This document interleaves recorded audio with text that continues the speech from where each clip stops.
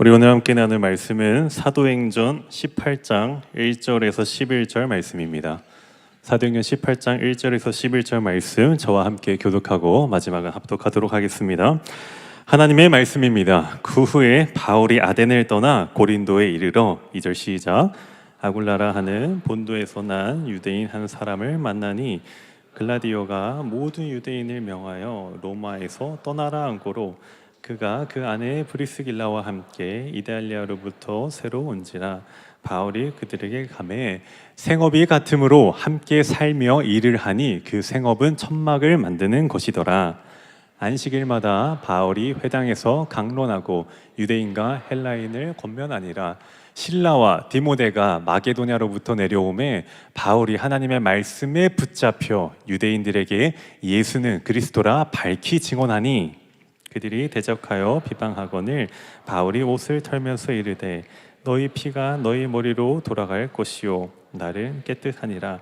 이후에는 이방인에게 가리라 하고 거기서 옮겨 하나님을 경외하는 디도 유스도라 하는 사람의 집에 들어가니 그 집은 회당 옆이라. 또 회당장 그리스보가 온 지방과 더불어 주를 믿으며 수많은 고린도 사람도 듣고 믿어 세례를 받더라. 밤에 주께서 환상 가운데 바울에게 말씀하시되 두려워하지 말며 침묵하지 말고 말하라. 내가 너와 함께 있음에 어떤 사람도 너를 대적하여 해롭게 할 자가 없을 것이니 이는 이 성 중에 내 백성이 많음이라 하시더라. 함께 읽겠습니다. 1년 6개월을 머물며 그들 가운데서 하나님의 말씀을 가르치니라. 아멘. 오늘 긴 본문의 말씀인데요, 우리 바로 말씀으로 들어가도록 하겠습니다.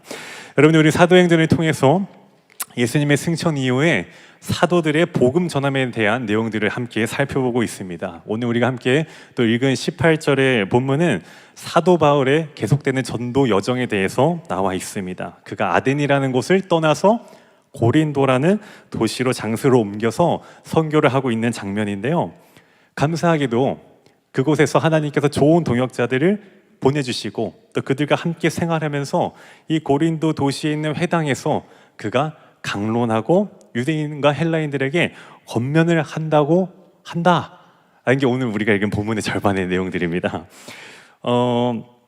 여러분, 그 회당이라는 것은 무엇이냐면은 율법을 배우고 학습하는 곳입니다.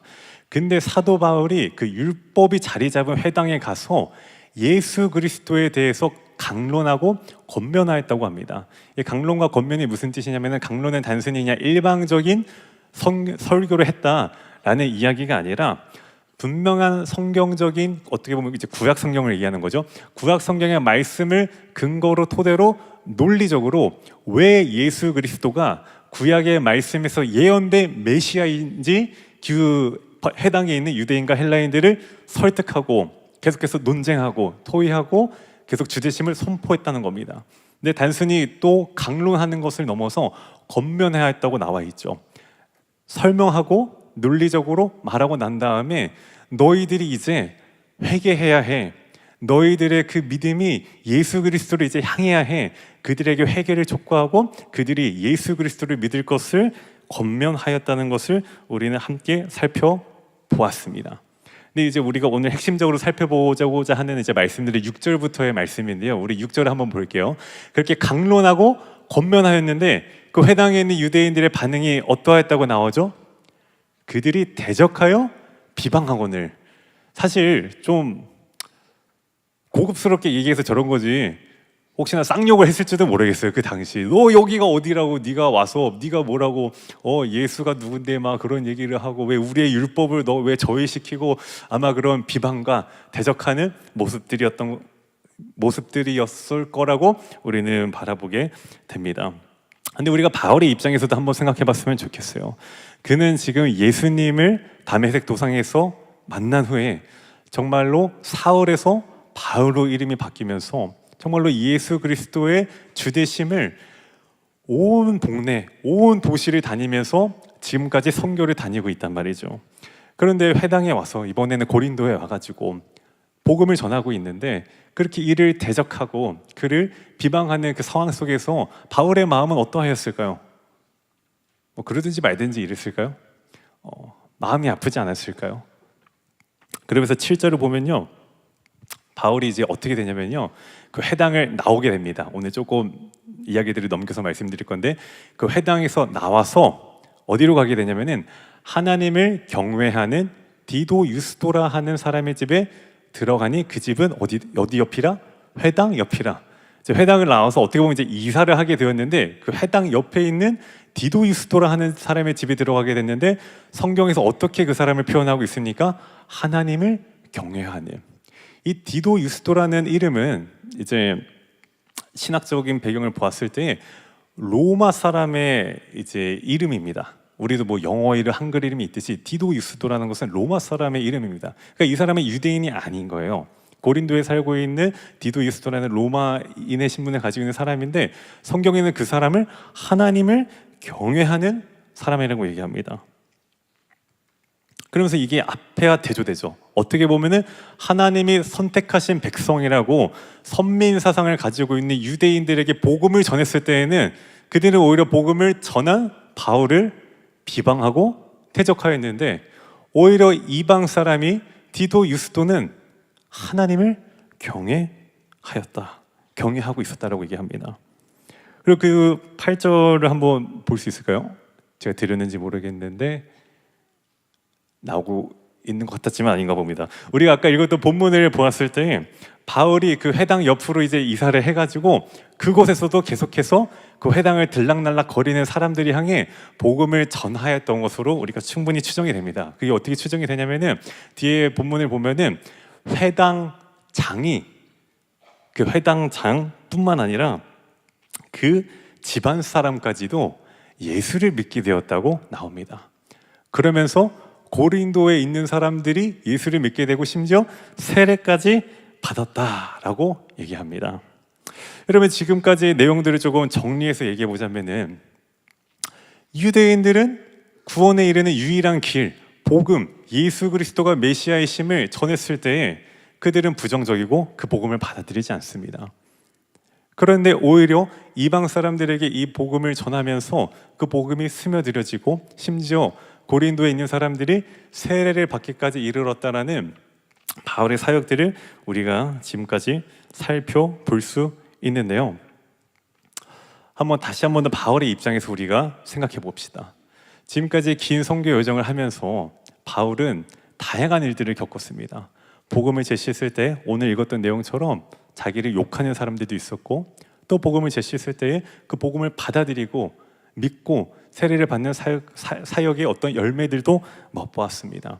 근데 오늘은 우리가 지금 이 2025년에 이 글자로 된 성경을 보면서 그냥 텍스트로 봤을 때는 바울이 그랬구나, 이때 좀 힘들었겠네, 이때는 좀 좋았겠네, 다음 장도 뭐라고 적혀있지? 우리가 혹시나 말씀을 이렇게 읽고 있을지 모르겠어요. 근데 우리가 바울의 지나온 시간들을 보면은 그는 여러 도시들을 다니면서 복음을 전하면서 어려웠던 시간들도 있었고 좋았던 시간들도 있었고 하물며 감옥에 가는 순간들도 있었습니다. 단순히 복음을 전하는 그 삶 속에서. 그때 바울의 선교하는 여정 가운데 바울의 마음은 어땠을까? 바울의 심경은 어땠을까? 그 마음을 조금 유추해 볼 수 있는 본문이 있는데요, 고린도전서 2장 3절을 보면요, 나중에 바울이 고린도 교회에 편지할 때의 내용입니다. 근데 그 내용에서 바울이 뭐라고 얘기합니까? 내가 너희 가운데에 거할 때에, 어떻게 보면 우리가 오늘 읽은 사도행전 18장 이때를 얘기하는 거죠. 내가 너희 가운데에 거할 때에 약하고 두려워하고 심히 떨었노라. 우리는 사실 사도 바울을 생각할 때에 어떻게 해서든 복음을 전하고, 어떻게 해서든 감옥 가도 막 기도하고 막 찬양하고 막 기적을 느끼고, 뭔가 무적의 사도라고 우리가 쉽게 생각할 때도 있지만서도, 사실 그 삶을 우리가 면밀히 알아보고 살펴볼 때에 그 또한 한 사람으로서 누군가를 전도하고 누군가에게 새로운 곳에 가서 복음을 전한다고 했을 때에 두렵고 떨리고 마음이 약해졌다라고 고백하고 있습니다. 근데 이런 사도 바울의 선교 여정은 고린도에서 끝나지도 않고 끝까지 이어집니다. 계속해서 우리가 사도행전 교제를 살펴보겠지만서도 결국 그가 순교할 때까지 그는 예수 그리스도의 주 되신 그 복음을 자신의 삶을 다 바쳐서 자신의 목숨까지도 다 바쳐서 복음을 전합니다. 그럼 어떻게, 왜 그는 그렇게 복음을 끝까지 전파할 수 있었을까? 어떠한 위협과 공격과 하물며 특히나 유대인 같은이라는 건 좀 그러네. 당시에 자신을 대적하는 그 유대인으로부터 받는 보복들까지도 겪고 있는 상황 속에서 어떻게 그는 복음 전파라는 사명을 끝까지 감당할 수 있었을까? 그거를 우리가 오늘 함께 핵심적으로 알기를 원합니다. 우리 5절을 다시 한 번 더 함께 보기 원하는데요. 5절에 보면 사도 바울이 현재 어떤 상태인지를 우리는 알 수 있습니다. 우리 5절 함께 읽어보도록 하겠습니다. 시작. 바울이 하나님의 말씀에 붙잡혀 유대인들에게 예수는 그리스도라 밝히 증언하니. 잠깐 좀 띄워놔 주세요. 지금 바울이 뭐에 붙잡혀 있다고 얘기가 나와 있죠? 하나님의 말씀이 붙잡혀 있다라고 나옵니다. 근데 여기서 우리가 한 번 더 생각해 보십시다. 지금 바울이 붙잡고 있는 겁니까? 아니면 바울이 붙잡혀 있는 겁니까? 바울이 붙잡혀 있는 거죠. 붙잡혀 있다라는 것은 바울의 의도나 바울의 마음과는 별개로 하나님의 말씀이 바울을 붙잡고 있다고 설명합니다. 그러면서 붙잡혀 유대인들에게 예수는 그리스도라 밝히 증언하니, 계속해서 복음을 전하고 있으니 라고 얘기하고 있습니다. 진리의 영이신 성령님께서 바울을 사로잡으셨기 때문에 그 선교의 여정이 너무나도 고되고, 주중에 있는 천막을 지으면서 돈을 벌고, 안식일에는 사실 누워가지고 오징어 게임 2 봐야 되는데 회당에 나가가지고 강론하고 권면하고, 정말 자신의 삶의 모든 순간순간을 복음 전하는 데에 사용하였던 그 바울의 그 원동력이 뭐였을까라고 했을 때 하나님의 말씀이 그를 붙잡고 있었기 때문에 가능하다는 것입니다. 그러면 하나님께서 하나님의 말씀으로 그의 인생을 붙잡고 하나님이 그의 삶을 붙잡아 가시는 것을 우리가 더 어떻게 확신할 수 있습니까? 오늘 읽었던 뒤에 9절과 10절을 함께 보기를 원하는데요. 우리 함께 읽어보겠습니다. 시작. 밤에 주께서 환상 가운데 바울에게 말씀하시되 두려워하지 말며. 또 10절 읽겠습니다. 내가 너와 함께 있음에 어떤 사람도 너를 대적하여 새롭게 할 자가 없을 것이니 이는 성중에 내 백성이 많음이라 하시더라. 아멘. 내색하진 않았지만 바울의 그 마음 안에도 두렵고 떨렸던 순간들을 보내고 있었습니다. 근데 그런 바울에게 주님께서 환상으로 임재하여 주셔서 두려워하지 말며 침묵하지 말고 말하라. 이게 무슨 말입니까? 두려워하지 말고 계속 나를 증언해라. 복음 전하라. 그러면서 내가 너와 함께 있음에, 내가 너와 함께 한다. 어떤 사람도 너를 대적할 수 없다 라고 얘기합니다. 근데 우리가 앞서 봤죠. 유대인들이 아까 어떻게 반응했다고요? 대적하여 비방하였다고. 근데 하나님께서는 환상 가운데 나타나셔가지고 바울에게 뭐라고 말합니까? 내가 너와 함께 있음에 어떤 사람도 너를 대적하여 새롭게 할 자가 없다라고 말씀하십니다. 여러분, 하나님께 붙잡힌 사람의 인생이 무엇이냐면은 바로 이 9절과 10절에서 나오는 내용이 하나님께 붙잡힌 사람의 인생인 것입니다. 우리가 세상을 살면서 두려워할 일이 없는 사람이 있습니까? 우리가 피하고 싶은 일을 결국 마주쳐야 되지 않는 사람들이 있습니까? 우리 다 어렵고 힘들고 답답하고 서운하고 아픈 일들이 누구나 다 있습니다. 근데 우리가 그것을 어떻게 해결할 수 있을까요? 자면 해결됩니까? 좋은 카페 가면 해결됩니까? 기분 전환은 될 수 있겠죠. 그리고 영화 보면 해결됩니까? 그런 요소들이 나쁘다라고 얘기하는 것은 아니지만은 우리가 하나님께로부터 지어진 하나님의 백성으로서 우리의 존재적 본질을 생각했을 때에 우리의 삶의 문제와 우리의 삶의 난제와 우리의 삶에 엄습해오는 두려움과 어려움들을 어떻게 이겨낼 수 있을까라고 했을 때 그 해답은 정확하게 말씀드리겠습니다. 한 가지밖에 없습니다. 오직 하나님의 말씀밖에 없습니다. 여러분들이 이 자리에 나와 있다고 했을 때 다들 그래도 하나님의 말씀을 듣기 원하고 그래도 뭔가 얻어가는 게 있었으면 좋겠고 깨달아가는 게 있었으면 좋겠으니까 이 자리에 나왔을지도 모르겠습니다. 근데 여러분들 단순히 이 자리에 앉아 있다고 교회에 나왔다고 물론 근데 그것도 되게 귀한 일은 맞습니다. 여러분들 지금 다음 주 교회 안 나온다 막 이런 마음 가지지 마세요. 당연히 교회 나오고 이 자리에 있는 것도 너무나도 귀하고 감사한 일이지만은 근데 그것만으로는 완전하지 않아요. 우리가 이 자리에 다 모였는데 주일 4시 반에 근데 만약에 말씀이 없어 우리가 여기 왜 모였을까요? 그냥 이제 범규 형제님 찬양하는 거 보려고 뭐 그냥 광고 들으려고 우리가 여기 옵니까? 결국에는 하나님의 말씀이 우리의 삶을 붙잡아 주셔야 우리 삶의 어려움이든 우리 삶의 답답하고 힘듦이든 풀리지 않는 문제든 그리고 정말 내 안에 깊숙한 고민도 말씀 앞에 우리가 붙잡힐 때에만 비로소 그 모든 메인 것들이 풀릴 수 있다는 것입니다. 여러분들 언제 마지막으로 성령의 임재에 사로잡혀 보셨습니까?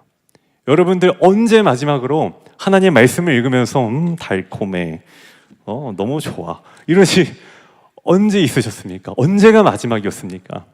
대학생 때, 주일학교 다닐 때, 뭐 그래도 지난주 큐티 하면서 또 귀하죠, 고맙죠. 근데 여러분 우리는 오늘을 살아가는 존재입니다. 우리는 매일매일 주어지는 삶이 너무나도 익숙해지다 보니 내일이 늘 당연히 있을 거라고 당연히 여겨질 때가 너무나도 많습니다. 근데 여기 계신 여러분들 우리 중에 혹시 내일 내가 오후 3시 37분에 뭐 하겠다고 알고 계신 분 있습니까? 내가 어디에 있겠다, 내가 뭘 하겠다, 내가 오른손을 들고 있을 것 같다, 내가 뭔가 왼다리를 짚고 있을 것 같다 아시는 분 있습니까?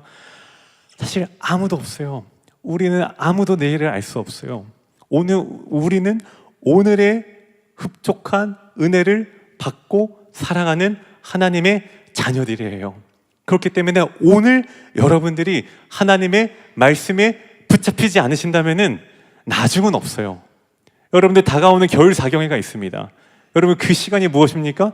말 그대로 말씀으로 붙잡히는 시간이 되는 것입니다. 근데 그 시간이 다음에는 어떻게 될지 모르는 거예요. 저 다음번 여름 수영회 갈게요. 간다니까요. 제가 간다고요. 여름 수영회 당연히 와야지. 그걸 지금 말이라고 하냐. 지금 겨울 얘기하고 있는데 왜 여름을 얘기하고 있어. 여러분들 겨울 사경회를 절대 당연히 여기지 마세요. 그냥 청년부에서 또 한 번 열리는 뭐 스케줄이구나. 그날 좀 금요일은 바쁘고 목요일은 가고 토요일 아침에 한다고 그래 찬양 끝나고 맞춰서 가야 되겠다 이런 생각을 한다는 것 자체가 우리가 왜 하나님을 믿는지를 고민해 봐야 돼요. 여러분들 이왕 하나님을 정말 나의 주인이시라고 믿는다면 정말로 오늘 바울이 선교 여정을 그렇게 다니면서 온갖 고난과 어려운 일을 당하더라도 예수는 그리스도시요, 예수가 구약에서 말하는 그 예언된 약속된 메시아이십니다라고 말하는 그 신앙과 믿음이 오늘 우리 안에 살아 숨쉬고 있습니까? 오늘 우리 안에 살아서 운동력 있게 생명력 있게 움직이고 있습니까? 아니면 그냥 신앙이라는 단어가 그냥 머릿속에 탑재된 채로 그냥 이 자리에 앉아있고 너는 말해라, 나는 이따 뭐 먹을지 지금 고민하겠다 이러고 있으면은 교회가 무엇인지, 함께 예배하는, 함께 집회드리는 이 시간이 무엇인지를 우리는 다시 한번 고민해 봐야 될 것입니다. 여러분들 다가오는 말씀 사경에 정말 아까 이경 목사님 광고해 주신 것처럼 오늘 이후에는 이제 물러설 곳이 없습니다. 많은 분들이 등록하신 걸 알고 있지만서도 아직까지 등록하지 못한 분들이 계신 걸로 알고 있습니다. 근데 여러분들 다음은 없어요. 어떻게 될지 모르는 거예요. 근데 저는 하나님 앞에서 한 목회자로서 여러분들에게 말씀드리고 싶은 것은 우리는 하나님의 말씀에 붙잡히지 않으면 아무 소망이 없어요. 아무 능력이 없어요. 말씀으로 붙잡힌다는 것은 관계성이 있다는 거예요. 그냥 억지로 뭔가를 한다는 게 아니라 아까 얘기했잖아요. 바울이 붙잡은 게 아니라 붙잡힌 거라고 하나님께서 바울을 붙잡아주고 계신 거예요. 여러분들은 지금 어떻습니까? 하나님이 여러분들을 붙잡고 계신 것 같습니까? 아닌 것 같습니까? 아닌 것 같으면 하나님 탓할 겁니까? 제가 믿는 하나님은 여러분들을 다 붙잡기 원하시는 분이시에요. 근데 여러분들이 그 자리에 없으면 그거는 누구를 탓할 수가 없어요. 여러분, 우리 다가오는 사경회를 위해서 우리 함께 마음을 쏟았으면 좋겠어요. 이미 등록하신 분들은 내가 정말 그 시간을 통해서 나의 인생이 2025년 한 해가 주님 앞에 붙들리는 시간이 될 수 있도록 주님 은혜를 베풀어 주옵소서. 정말로 말씀 사경이 한번 참석하고 끝나는 시간이 되는 것이 아니라 정말로 목, 금, 토, 일 이 시간들을 통해서 하나님의 말씀이 내 영혼을 사로잡으시고 우리 하나님의 주권이 내 삶을 붙잡아 주셔서 내 삶에 나아갈 방향과 속도와 길을 내가 정하고 내가 계획하고 내가 기획하고 그것을 올려드리면서 해달라고 얘기하는 게 아니라 하나님께서 나를 이끌어 가주시고 하나님께서 나를 붙잡아 당겨가 주시고 하나님께서 부르신 그곳 가운데 우리 모두가 순종함으로 나아가는 시간들이 되어질 수 있도록 우리는 반드시 함께 기도해야 됩니다. 그리고 혹시나 아직까지도 등록하지 않으신 분들이 있다면 여러분, 오늘이 마지막입니다. 저는 여기 이 자리에 있는 사람들 중에 어느 누구도 말씀에 붙잡히지 않는 인생으로 살아가는 사람이 한 명도 없기를 간절히 소원합니다. 제가 뭐가 되는 사람도 아니고 제가 어떤 자격이 있는 사람도 아니지만서도 여러분들, 하나님의 말씀에 붙잡히지 않으면 우리는 아무런 살아갈 능력이 없고 아무런 살아갈 자격과 이유도 없습니다. 그렇게 살 거면 우리가 이 자리에 있을 필요도 없습니다. 근데 여러분들이 오늘 이 자리에 있다면 그 말씀의 자리를 사모했으면 좋겠습니다. 그 말씀의 자리가 없으면 주님, 내가 살아갈 수가 없습니다라고 우리가 고백할 수 있었으면 좋겠습니다. 여러분, 더 이상 언제까지 내가 주인된 삶을 살아갈 것입니까? 하나님의 주인된 삶을 살아가야 되지 않겠습니까? 우리가 믿는 그 주님, 오늘 이 순간에서 끝나는 것이 아니라 우리는 그 하나님의 영원성을 믿기 때문에 언젠가 하나님 나라에서 우리가 함께 모여서 말씀에 붙잡힌 인생으로 고되게 살았고 힘들게 살았고, 하나님 저 그날 밤새가지고 토미세 갔어요. 하나님 저 그날 야근이 있었는데 늦게라서 제가 말씀 사경에 갔어요. 그날에 우리가 예수님과 마주하면 주님이 다 아신다는 거예요. 주님이 다 아신다는 거예요. 근데 왜 지금 우리 앞에 놓여져 있는 이 조그만 것들로 여러분들 왜 발걸음을 떼지 않으십니까? 왜 기대하지 않으십니까? 왜 소망하지 않으십니까?